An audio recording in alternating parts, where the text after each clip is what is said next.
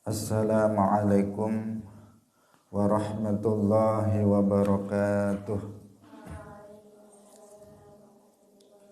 Alhamdulillahi rabbil alamin.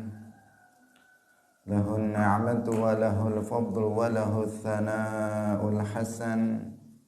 Wa salawatullahil barrir rahim wal malaikatil muqarrabin ala sayyidina wa maulana Muhammadin wa ala alihi wa ashabihi at-tayyibin at-tahirin. Allahumma la sahla illa ma ja'altahu sahla wa anta taj'alul hazna idha syi'ta sahla. Allahumma arzuqna al-ikhlasa fi niyyati wal qawli wal amal. Wa ba'du. Ila nabiyil mustafa sallallahu alaihi wasallam wa ikhwanihi minal anbiya'i wal mursalin wa syuhada'i was salihin, khususan ila sultanil awliya Syekh Abdul Qadir al-Jilani wa Syekh Ahmad ar-Rifa'i wa Syekh Bahauddin an-Naqsyabandi wa Syekhina Abdullah al-Harari wa ila arwahi jami'i ahli al-qubur minal muslimin wal muslimat. Al-Fatihah. A'udzu billahi minasy syaithanir rajim. Bismillahirrahmanirrahim. Alhamdulillahi rabbil alamin. Arrahmanir rahim. Maliki yaumiddin. Iyyaka na'budu wa iyyaka nasta'in. Ihdinas siratal mustaqim. Siratal ladzina an'amta 'alaihim ghairil maghdubi 'alaihim waladdallin. Amin. Hadirin hadirat kaum muslimin muslimat rahimakumullah. Alhamdulillah, kita bersyukur kepada Allah Subhanahu wa taala. Pada pagi hari ini Allah Subhanahu wa taala kembali mempertemukan kita dalam pengajian kitab Bulughul Maram min Adillatil Ahkam.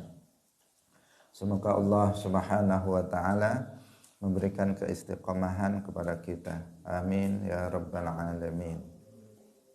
Salawat dan salam semoga tetap tercurahkan kepada Nabi Agung Nabi Muhammad sallallahu alaihi wasallam, para sahabatnya, keluarganya, serta seluruh umat Islam yang mengikuti beliau ila yaumil qiyamah. Hadirin rahimakumullah. Mari kita lanjutkan pengajian kita. Jangan lupa untuk mengikhlaskan niat kita masing-masing. Kita hadir dalam majelis ilmu lillahi ta'ala. Qala al-muallif wa rahimahullahu ta'ala wa 'an ibni Abbasin radhiyallahu anhuma anna an-nabiyya sallallahu alaihi wasallam qala. Anna an-nabiyya satemene Kanjeng Nabi sallallahu alaihi wasallam iku qala dawuh sapa Kanjeng Nabi.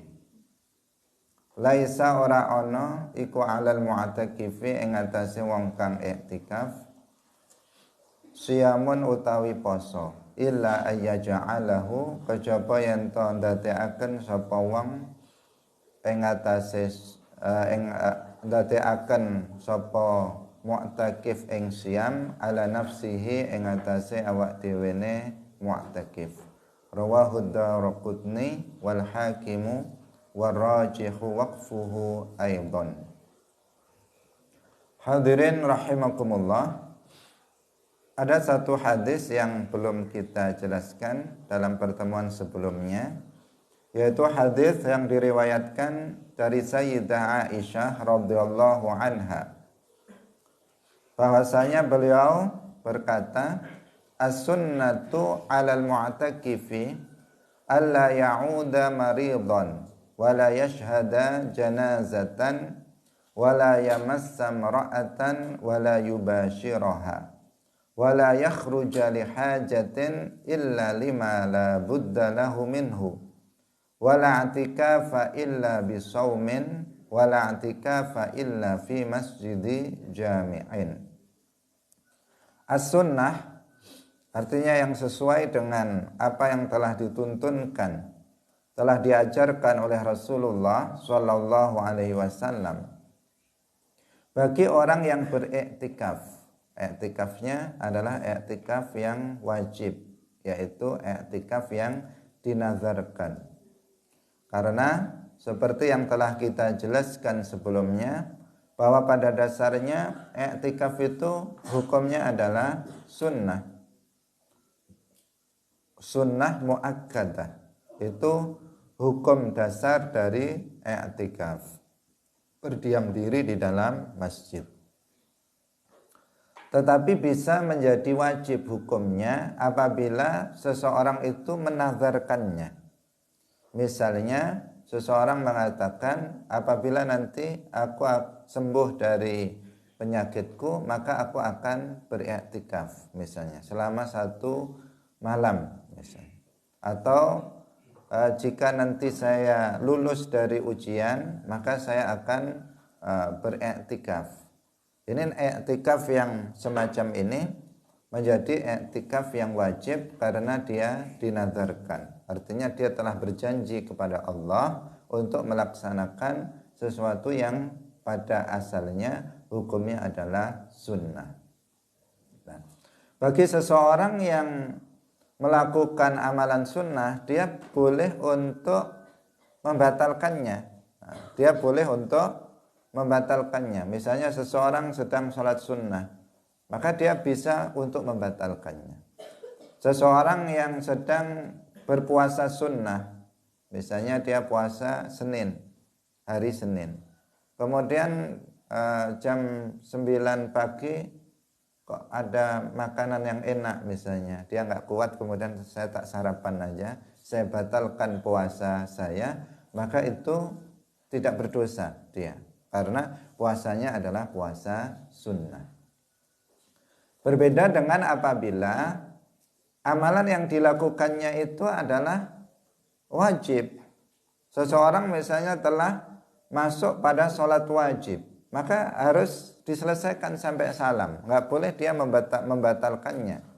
Nggak boleh dia mengatakan saya batalkan dulu, nanti saya ulang lagi. Nggak bisa. Meskipun dia mengulangnya lagi, dia akan tetap terkena dosa dikarenakan apa? Dikarenakan dia membatalkan perkara yang wajib padahal dia sudah memulainya. Demikian juga puasa wajib, misalnya seseorang puasa Ramadan, nggak boleh dibatalkan di tengah. Atau qadha Ramadan, itu kan hukumnya wajib, maka nggak boleh dia membatalkannya di tengah-tengah siang misalnya, dia membatalkannya, itu tidak boleh. Nah, i'tikaf ini hukumnya sunnah. Kalau seseorang melakukan i'tikaf sunnah, maka dia bisa membatalkannya kapan saja. Misalnya dia duduk di masjid, berdiam diri di masjid, rencananya nanti 2 jam. Ternyata baru 2 menit sudah pengen keluar misalnya. Keluar saja, nggak masalah. Karena apa? Karena i'tikafnya adalah sunnah. Dia tidak berdosa. Tetapi kalau i'tikafnya itu adalah i'tikaf yang wajib, maka dia tidak boleh untuk membatalkannya. Maka dikatakan di sini, orang yang beriktikaf dengan iktikaf nazar yang wajib ini, alla ya'uda maridon. Dia jangan menjenguk orang sakit. Ada orang sakit, jangan kemudian dibatalkan untuk menjenguk orang yang sakit. Wala yashhada janazatan. Dia jangan menyaksikan janazah. Menyaksikan janazah artinya dia ikut hadir dalam pengurusan janazah sampai menghadiri, menyaksikan penguburannya. Sampai ke kuburan, selesai penguburan. Itu namanya yashhad janazah. Itu hendaknya juga tidak dilakukan kalau seseorang sedang melakukan i'tikaf wajib. Wala yamassa mar'atan wala yubashiraha. Artinya tidak menggauli istrinya ketika dia beriktikaf. jelas ini, apalagi kalau di masjid, jelas itu sesuatu yang dilarang. Wala yakhruja li hajatin, dan dia tidak keluar keluar dari masjid, maksudnya li hajatin karena untuk memenuhi kebutuhan tertentu dia, kecuali kebutuhan yang tidak bisa tidak. Kebutuhan yang tidak bisa tidak itu misalnya ya sudah kebelet misalnya. Jadi dia kebelet buang air besar atau buang air kecil. Nah, itu kan nggak bisa tidak, itu dia harus segera keluar ke toilet untuk buang hajat. Maka ini yang dimaksud ma la budda lahu minhu, sesuatu yang dia nggak bisa tidak, dia harus keluar, nggak bisa enggak. Ini contohnya kayak qadhaul hajah yang tadi itu, buang air besar atau buang air kecil yang nggak bisa ditunda-tunda lagi. Maka itu nggak masalah apabila dilakukan. Jadi hadis ini menunjukkan bahwa hal-hal ini bagi orang yang beriktikaf, iktikaf yang wajib hendaknya tidak dilakukan. Hal-hal yang tadi kita telah sebutkan, menjenguk orang sakit, kemudian menyaksikan jenazah, menggauli istrinya, dan dia tidak keluar untuk hajat-hajat yang sebenarnya tidak mendesak. Itu tidak dilakukan oleh orang yang beriktikaf dengan iktikaf yang wajib. Adapun kalau iktikafnya sunnah, maka dia bisa membatalkannya sesuai dengan apa yang dia kehendaki. Wala i'tikafa illa bisaumin. Sayyidah Aisyah mengatakan, dan tidak ada i'tikaf kecuali dengan puasa, dan tidak ada i'tikaf kecuali di masjid jami'. Nah, ini juga para ulama menjelaskan apabila ini dinazarkan juga, puasanya itu dinazarkan. Kalau enggak juga sebenarnya pada dasarnya enggak ada syarat bahwa beriktikaf itu harus puasa. Kalau bulan Ramadan ya siangnya dia berpuasa, kemudian dia sambil iktikaf di siang hari juga sesuatu hal yang disunnahkan. Atau dia siang berpuasa Ramadan, malam dia beriktikaf misalnya, itu kalau bulan Ramadan. Tapi kalau di luar bulan Ramadan tidak ada ketentuan, tidak ada syarat seorang yang beriktikaf itu harus berpuasa. Kecuali apabila puasanya itu dinazarkan juga. Seseorang bernazar untuk puasa plus i'tikaf, maka di sini menjadi tidak ada i'tikaf kecuali dengan puasa, karena dia memang sudah mewajibkan pada dirinya, artinya dia telah berjanji kepada Allah untuk berpuasa dan beriktikaf, sehingga puasa menjadi wajib bagi dirinya. Wala i'tikafa illa fi masjidi jami'in, dan tidak ada i'tikaf kecuali dalam masjid jami'. Nah, ini berdasarkan hadis ini kemudian kemarin kita jelaskan ada sebagian ulama yang berpendapat bahwa i'tikaf harus berada di dalam masjid jami', yaitu masjid yang dipergunakan untuk mendirikan sholat Jumat, namanya masjid jami'. Nah, kalau masjid yang tidak dipergunakan untuk sholat Jumat, artinya masjid biasa, masjid ghairu jami'. Ini istilahnya dalam istilah syarak. Karena kalau dalam istilah negara itu berbeda lagi. Ada penamaan masjid-masjid. Misalnya ada masjid negara, ada masjid raya. Masjid raya di tingkat provinsi. Ada masjid masjid agung itu di tingkat kabupaten. Kemudian ada masjid kalau di tingkat kecamatan itu ada namanya sendiri. Kemudian ada masjid jami', itu masjid yang ada di desa. Masjid jami' itu masjid besar ya. Kalau di kecamatan namanya masjid besar. Kemudian ada masjid jami', itu di tingkat desa, yang paling rendah. Jadi berdasarkan urutan tingkatan dari pemerintahan, itu di pemerintahan ada istilah begitu. Masjid jami' adalah masjid desa. Masjid besar adalah masjidnya kecamatan. Masjid Masjid agung adalah masjidnya kabupaten. Masjid raya adalah masjidnya provinsi.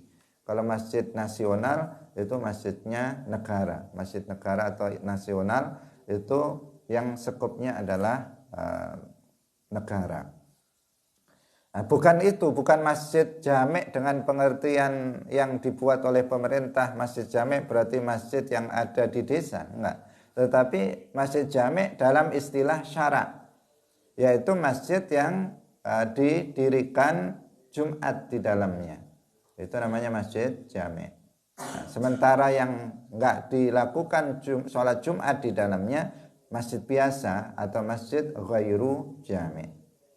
Berdasarkan hadis ini, sebagian ulama ada yang mengatakan bahwasanya i'tikaf itu harus di masjid jami', karena Rasulullah bersabda wala i'tikafa illa fi masjidin jami'in. Tapi sebagian ulama yang lainnya, mayoritas para ulama, i'tikaf itu boleh dilakukan di setiap masjid. Di setiap masjid. Yang penting tempat tersebut adalah tempat yang diwakafkan untuk sholat, maka itu namanya masjid. Boleh bagi seseorang boleh dan sah seseorang beriktikaf di dalamnya. Bahkan kemarin kita katakan apabila ada seseorang misalnya mengatakan terhadap kamar yang ada di rumahnya, dia mengatakan saya wakafkan kamar ini untuk sholat, khusus untuk sholat atau untuk masjid, maka dia menjadi masjid.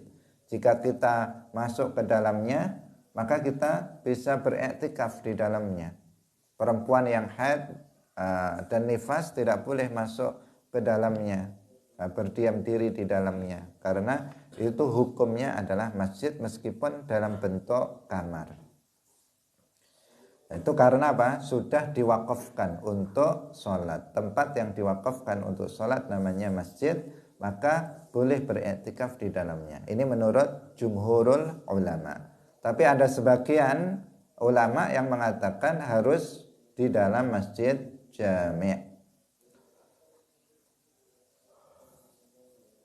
Hadirin rahimakumullah, kita lanjutkan pada hadis berikutnya yang tadi sudah kita baca.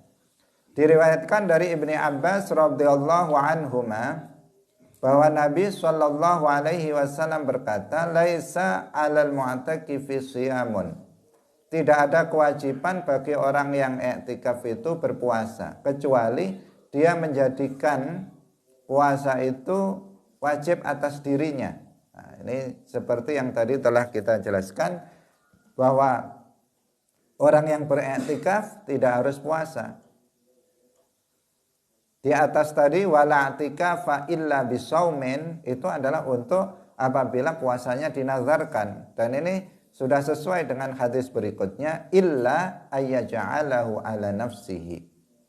Kecuali apabila dia bernazar untuk puasa, ketika i'tikaf itu dia bernazar untuk puasa, maka berarti secara tidak langsung seakan-akan dia mewajibkan dirinya untuk berpuasa, karena telah untuk memenuhi nazarnya, janjinya kepada Allah Subhanahu wa taala untuk berpuasa di saat dia juga beriktikaf. Jadi pada dasarnya laisa 'alal mu'takif siyamun, enggak ada kewajiban bagi orang yang iktikaf dia berpuasa. Kecuali apabila dia memang bernazar untuk puasa, maka dia puasa itu menjadi wajib bagi dia orang yang beriktikaf. Jadi ini memperjelas hadis yang tadi telah kita baca sebelumnya, wala i'tikafa illa bisaum. Ternyata hadis yang berikutnya dengan tegas mengatakan laisa 'alal mu'takif siyamun illa. Berarti di sini yang masuk pada hadis berikutnya illa ayyaj'alahu ala nafsihi. Rawahu Daraqutni wal Hakimu wal rajihu waqfuhu aidan. Wa 'an Ibni Umar radhiyallahu anhuma anna rijalan, kalau Ibnu Abbas radhiyallahu anhuma, Ibnu Umar juga radhiyallahu anhuma, karena beliau dan ayahnya sama-sama muslim, sama-sama sahabat Nabi. Ibnu Umar namanya Abdullah Ibnu Umar. Abdullah itu putranya, putra Umar bin Khattab, itu ayahnya. Nah, kemudian Ibnu Abbas namanya Abdullah, ayahnya Al-Abbas, itu juga paman Nabi, salah satu sahabat Nabi. Sehingga dikatakan radhiyallahu anhuma, semoga Allah meridhai beliau dan ayahnya. Anna rijalan, saat temane pira-pira wong lanang min ashabin nabiyyi, saking pira-pira sahabate Nabi sallallahu alaihi wasallam, uru lailatul qadri fil manami fi sab'i al awakhir, ningali sapa ashabun nabi, rijalan min ashabin nabi, lailatul qadri ing dalem lailatul qadri. Di sini bisa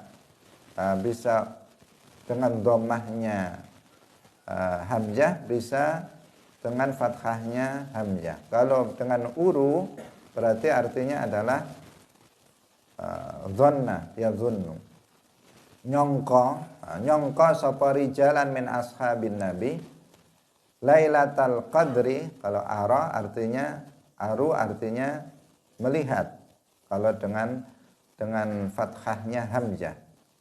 Lailatul qadri ing lailatul qadr fil manami ing dalem turu fi sab'i al awakhir ing dalem pitu dina pitu kang akhir.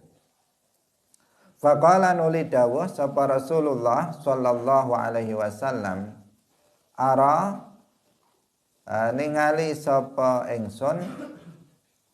Kalau ura pakai dhammah, nyangka sapa ingsun ru'yakum ing ngimpi sira kabeh katawa taat, teman-teman wis nepai apa ru'yakum fi sab'i ing dalem dina pitu al awakhiri kang akhir. Faman mongko utawi sapane wong iku kana ana sapa man iku mutaharriyaha, golek sapa man ing Lailatul Qadar, falyataharraka mongko becik golek sapa man ing Lailatul Qadar fi sab'il awakhir ing dalem dina pitu al awakhiri kang akhir. Muttafaqun alaih. Wa an Muawiyah bin Abi Sufyan radhiyallahu anhu an Nabi sallallahu alaihi wasallam qala fi lailatul qadri ing dalam lailatul qadar, lailatul sab'in iku wengi tanggal 27 lan 20 17. Rawahu Abu Dawud wa rajihu waqfuhu. Wa qad ikhtulifa lan teman-teman wis den persulayaaken fi ta'yiniha ing dalem nentokaken Lailatul Qadar ala arba'ina ing atase 40 apane kaulan pendapate. Aurattuha wis nekaaken sapa ingsun ing arba'ina kaulan fi Fathil Bari ing dalam kitab Fathil Bari. Hadirin rahimakumullah. Sekarang kita berpindah pada pembahasan tentang Lailatul Qadar. Kita meyakini bahwa di bulan Ramadan itu ada Lailatul Qadar, yaitu sebuah malam yang memiliki keagungan, yang memiliki keutamaan, di mana seseorang beribadah di dalamnya itu lebih baik dari beribadah di luar malam yang enggak ada Lailatul Qadarnya selama 1000 bulan. Sebagaimana disebutkan di dalam Al-Qur'an, inna anzalnahu fi lailatul qadr. Wa ma adraka ma lailatul qadr. Lailatul qadri khairum min alfi syahr. Jadi Lailatul Qadar itu lebih baik dari 1000 bulan. Maksudnya beribadah di malam yang ada Lailatul Qadarnya itu lebih baik dari beribadah di luar malam yang enggak ada, di luar malam yang ada Lailatul Qadarnya. Artinya di malam yang enggak ada Lailatul Qadarnya selama 1000 tahun. Nah, ini keutamaan dari Lailatul Qadar. Dan Lailatul Qadar ini adanya di satu malam, di malam bulan Ramadan. Ini yang pasti. Yang pasti bahwa Lailatul Qadar itu ada di bulan Ramadan. Sedangkan kapan, di malam berapa, di malam tanggal berapanya, penentuannya itu ada perselisihan di antara para ulama, ada perbedaan pendapat di antara para ulama, karena memang nggak ada ketentuan khusus dari Al-Quran maupun hadis.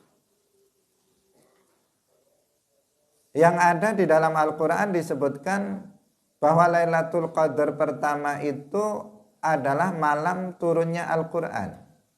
Inna anzalnahu fi lailatul qadr. Sesungguhnya kami telah menurunkan Al-Quran pada malam Qadar, yaitu pada Lailatul Qadar. Ini yang pasti. Sementara di dalam hadis disebutkan bahwa Al-Quran itu diturunkan fi arba'in wa unzilal furqan fi arba'in wa ishrina khalat min Ramadan. Bahwa Al-Furqan atau Al-Quran itu diturunkan pada malam 24 Ramadan. Berarti kalau berdasarkan hadis ini, mengikuti hadis ini, berarti Lailatul Qadar pertama itu jatuh malam 24 Ramadan. Malam genap di 10 terakhir bulan Ramadan. Tapi kalau mengikuti pendapat yang mengatakan bahwa Al-Quran itu turun pada malam 17 Ramadan, seperti yang diperingati oleh umumnya orang Indonesia, memperingati nuzulul Quran malam 17 Ramadan. Maka berarti Lailatul Qadar pertama itu di pertengahan Ramadan, tidak di 10 terakhir bulan Ramadan. Karena itulah maka banyak sekali pendapat yang oleh Al-Hafidh Ibnu Hajar Al-Asqalani, beliau mengumpulkan ada sampai 40 pendapat tentang waktu terjadinya Lailatul Qadar. Ada yang bilang tadi malam 24, ada yang malam 17, ada yang bilang malam 21, ada yang bilang malam 23, ada yang bilang malam 27, macam-macam pendapat dari para ulama. Dan itu adalah berdasarkan apa yang mereka alami. Mereka mendapatkan Lailatul Qadar malam 27, berarti memang setiap tahun bisa berubah-ubah. Lailatul Qadar itu bisa di malam-malam tersebut. Dan memang dirahasiakan oleh Allah Subhanahu wa taala, hikmahnya agar kita itu telah bersungguh-sungguh untuk berbuat ibadah, amal kebaikan, ketaatan sejak awal Ramadan. Kenapa bisa jadi Lailatul Qadar itu di malam pertama Ramadan? Bisa jadi. Bisa jadi Lailatul Qadar itu malam 10 Ramadan. Bisa jadi Lailatul Qadar itu malam 29 Ramadan. Semuanya bisa jadi. Kemungkinan-kemungkinan itu bisa terjadi. Karena itulah seseorang hendaknya sudah bersungguh-sungguh dalam ibadah, dalam berbuat amal soleh sejak tanggal 1 Ramadan. Tidak dijujuk di akhir.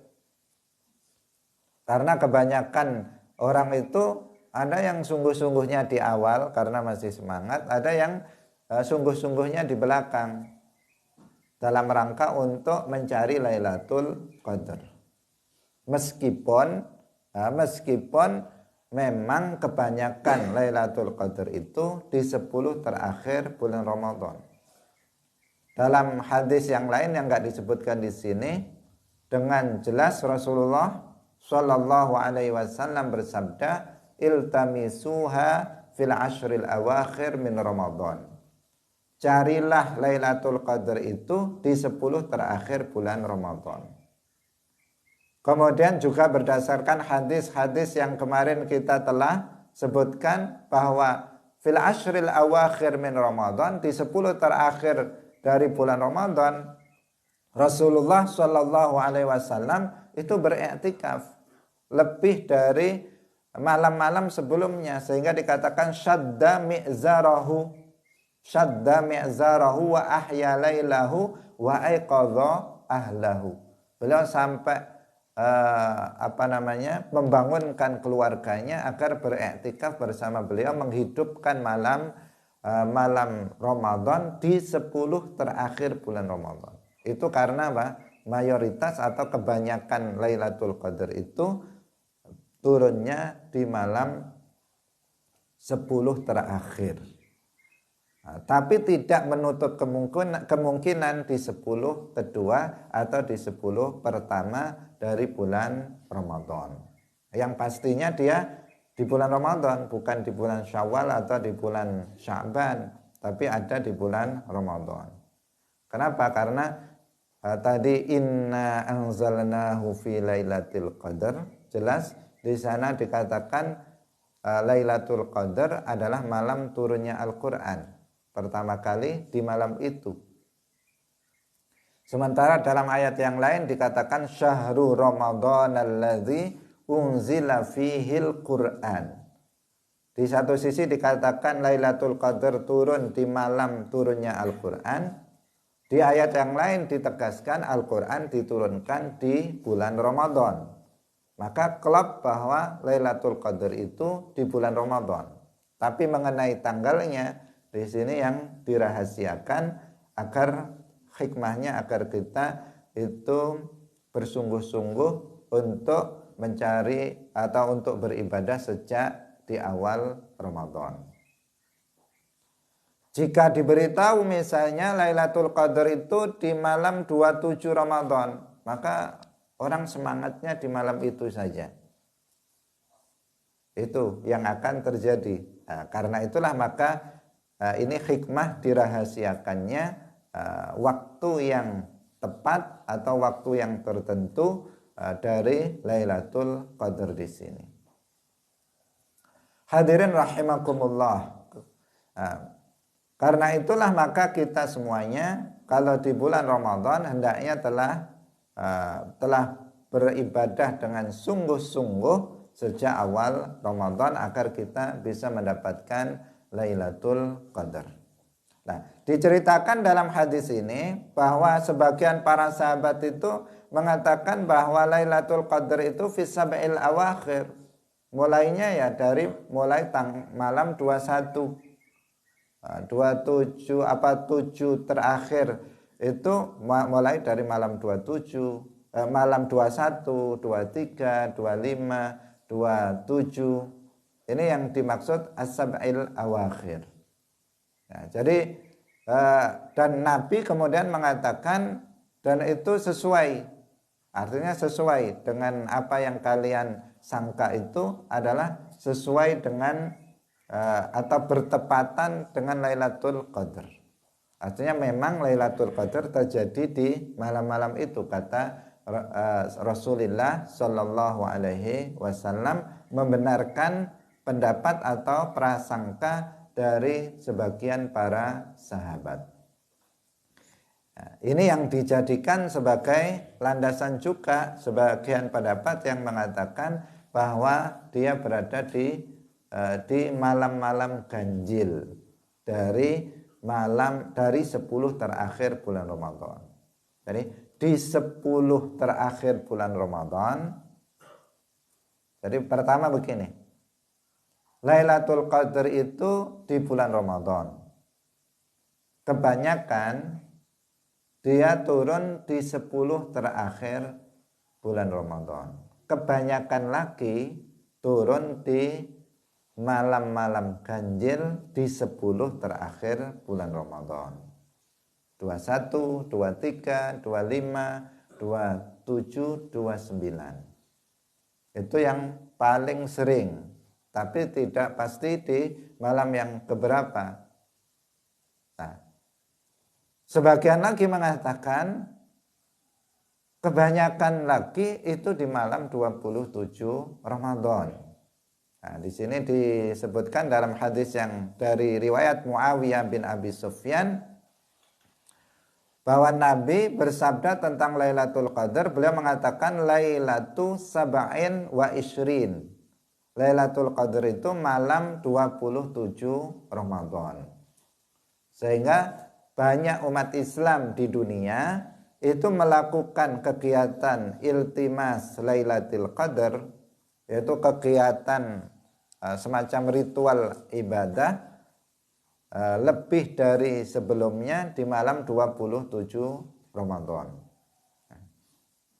Karena ada juga hadis yang menyebutkan seperti itu. Tapi ini adalah riwayat-riwayatnya banyak, bukan hanya satu ini, sehingga ada banyak pendapat dari para ulama tentang waktu atau malam turunnya Lailatul Qadar ini.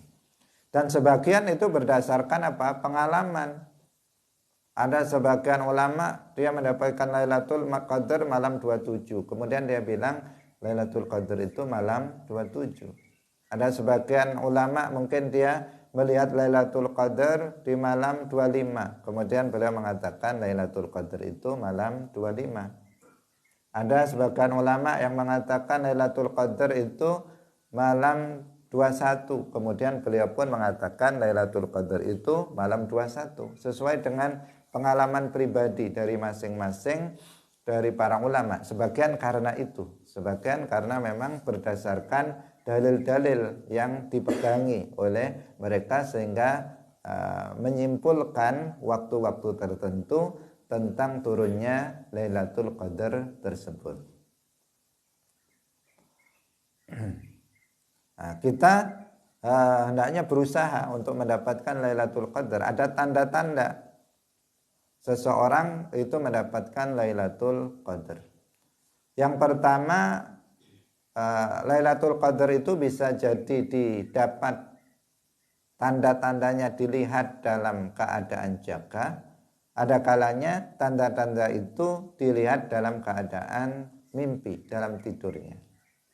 Nanti tingkatannya berbeda antara yang melihatnya dalam keadaan sadar dan antara seseorang yang tidak melihatnya dalam keadaan sadar tetapi dia melihat tanda-tanda itu dalam kondisi tidur atau dalam mimpi. Yang pertama, seseorang melihat para malaikat yang memenuhi bumi ini. Karena di malam Lailatul Qadar sebagaimana disebutkan dalam ayat tanazzalul malaikatu warruhu. Jadi ar-ruh itu malaikat Jibril itu memimpin para malaikat turun ke bumi sehingga bumi ini penuh dengan para malaikat. Kalau seseorang melihat para malaikat memenuhi bumi ini berarti dia telah mendapatkan Lailatul Qadar. Yang pertama. Atau dia tidak melihatnya dengan mata tetapi dia mendengar suara gemuruh tasbihnya para malaikat. Para malaikat bertasbih subhanallah subhanallah. Dia mendengar hiruk pikuk atau suara tasbih dari para malaikat tersebut.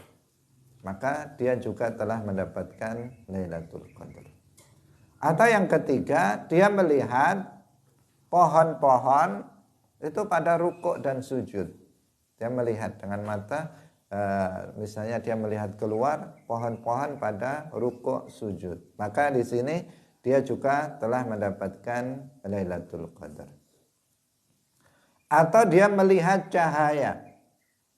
dia melihat cahaya yang sangat terang. Yang itu bukan cahaya bulan, bukan cahaya matahari, bukan cahaya listrik. Nah, ini juga yang kemudian muncul keyakinan dalam hatinya bahwa ini adalah tanda Lailatul Qadar. Nah, ini sebagian tanda seseorang mendapatkan Lailatul Qadar. Jika dia melihatnya dalam keadaan jaga, maka dia berarti mendapatkan tingkat yang tertinggi. Mendapatkan Lailatul Qadar dengan tingkat yang tertinggi. Apabila dia melihatnya dalam keadaan mimpi, maka berarti dia mendapatkan Lailatul Qadar dengan tingkat yang lebih rendah. Atau seseorang dia nggak melihat tanda-tanda itu baik dalam keadaan jaga maupun dalam keadaan mimpi. Dia nggak melihatnya sama sekali. Tetapi bertepatan di malam itu dia bersungguh-sungguh dalam ibadah.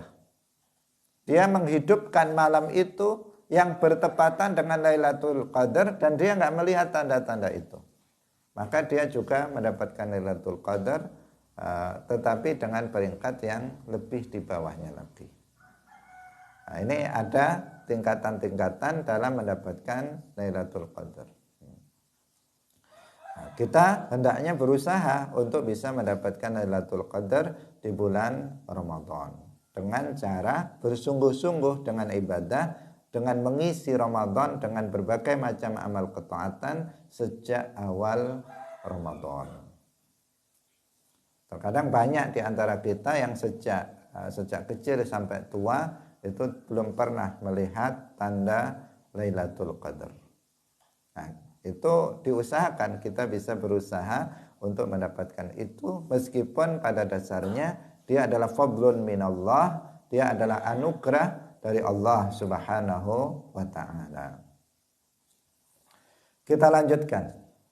Wa an Aisyah radhiyallahu anha qalat qultu ya Rasulullah, qultu ngucap sapa ingsun ya Rasulullah, ara'aita anata ningali sapa panjenengan in alim tulamun ningali ngaweruhi sapa ingsun ayya lailatin ing endi-endi wengi Lailatul Qadri ma aqulu apa kang aku ucapkan fiha ing dalam Lailatul Qadar. Kang ngucap sapa ingsun fiha ing dalam Lailatul Qadar. Qala jawab sapa Kanjeng Nabi, quli ngucap sapa sira Aisyah, Allahumma innaka afuwun tuhibbul afwa fa'fu anni. Rawahul khamsatu ghaira Abi Dawud wa sahahahu Tirmidzi wal Hakim. Ini adalah doa yang diajarkan oleh Rasulullah sallallahu alaihi wasallam bagi seseorang yang melihat tanda-tanda Lailatul Qadar. Allahumma innaka afuwun tuhibbul afwa fa'fu anni. Di malam-malam Ramadan kita juga baca ini karena kita nggak tahu apakah kita ini bertepatan dengan malam itu dengan Lailatul Qadar apa enggak. Bagi yang enggak melihat tanda-tanda, mana tahu itu adalah malam Lailatul Qadar, sehingga kita di malam-malam Ramadan itu memperbanyak doa Allahumma innaka afuwun tuhibbul afwa fa'fu anni. Ya Allah, sesungguhnya engkau afuwun, zat yang maha mengampuni dosa, tuhibbul afwa fa'fu anni, maka ampunilah dosa-dosaku. Itu makna dari doa tersebut. Jadi ini doa yang perlu untuk kita hafal dan kita baca khususnya di saat malam-malam di bulan Ramadan, terkhusus lagi di saat melihat Lailatul Qadar. Wa an Abi Sa'id Al-Khudri radhiyallahu anhu qala Rasulullah sallallahu alaihi wasallam la tushaddu oraten nemen-nemeni apa arihalu pira-pira perlelungan illa ila thalathati masajida kejaba maring telu pira-pira masjid. Al Masjidil Harami, suwiji Masjid Haram, wa masjidi hadza lan masjidku iki Masjid Nabawi wal Masjidil Aqsa lan Masjid Al-Aqsa muttafaqun alaihi. Hadirin rahimakumullah, hadis ini hadis yang penting untuk kita pahami dengan benar. Karena ada sebagian orang Wahabi, termasuk tokohnya Wahabi atau imamnya orang Wahabi yang dianut oleh orang Wahabi, yaitu Ibnu Taimiyah. Wahabi itu kelompok pengikut Muhammad bin Abdul Wahhab. Tapi Muhammad bin Abdul Wahhab ini banyak mengadopsi ajaran-ajaran sesatnya dari seorang mujassim namanya Ibnu Taimiyah. Ibnu Taimiyah. Jadi Ibnu Taimiyah itu sekitar abad 7 Hijriah. Sementara Muhammad bin Abdul Wahhab itu abad 12. Jauh jaraknya. Tapi Muhammad bin Abdul Wahhab ini banyak mengadopsi ajaran sesatnya dari Ibnu Taimiyah dan dia menambah kesesatan yang lain. Jadi Wahabi ini kesesatan Ibnu Taimiyah plus kesesatannya Muhammad bin Abdul Wahhab, sehingga banyak sekali penyimpangan dan kesesatan kelompok Wahabi. Nah, Ibnu Taimiyah dan orang-orang Wahabi sering menggunakan hadis Nabi la tushaddur rihal illa ila thalathati masajid al-masjidil harami wa masjidi hadza wal masjidil aqsa, ini sebagai dalil tentang tidak bolehnya seseorang itu melakukan perjalanan jauh dalam rangka untuk berziarah ke makam Nabi atau makam wali. Jadi kalau seseorang itu, kata Ibnu Taimiyah, melakukan perjalanan jauh dari Indonesia, misalnya ke Madinah sana dalam rangka untuk berziarah ke makam Nabi, kata Ibnu Taimiyah, itu safarnya safar maksiyah, safar yang dosa, nggak boleh mengqashar sholat karena safarnya safar maksiyah. Ini Ibnu Taimiyah. Nah, sebuah pendapat yang ngawur, yang menunjukkan dia nggak memahami dengan pemahaman yang benar terhadap hadis tersebut. Jika melakukan perjalanan jauh ke makam Nabi saja dianggap sebagai perjalanan maksiat, apalagi menurut orang-orang Wahabi melakukan perjalanan jauh untuk ziarah kuburil auliya. Seperti di kita di Indonesia ini ada tradisi ziarah Wali Songo. Itu menurut orang Wahabi adalah perjalanan maksiat, nggak boleh menjamak dan mengqashar sholat.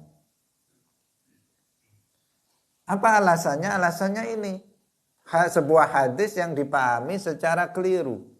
La tushaddur rihal, itu dimaknai bahwa nggak boleh seseorang itu melakukan perjalanan jauh kecuali ketiga masjid saja, yaitu Masjidil Haram, Masjid Nabawi, dan Masjidil Aqsa. Ini yang boleh.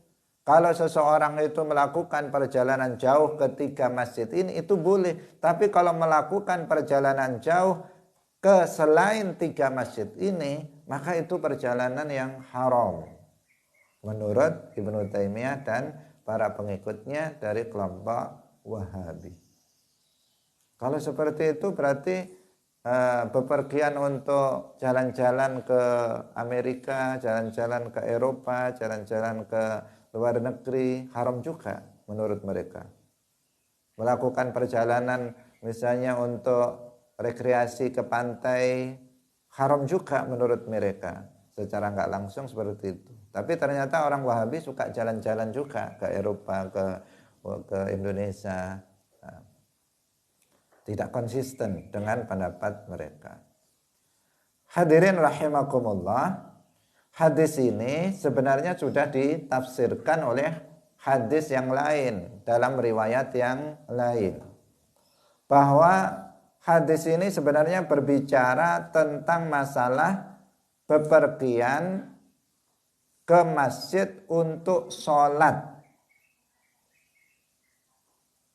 Ini ditafsirkan oleh hadis yang lain. Nabi bersabda, la yambaghi lil mutiyyi an tushadda rihaluhu ila masjidin yubtagha fihi shalah.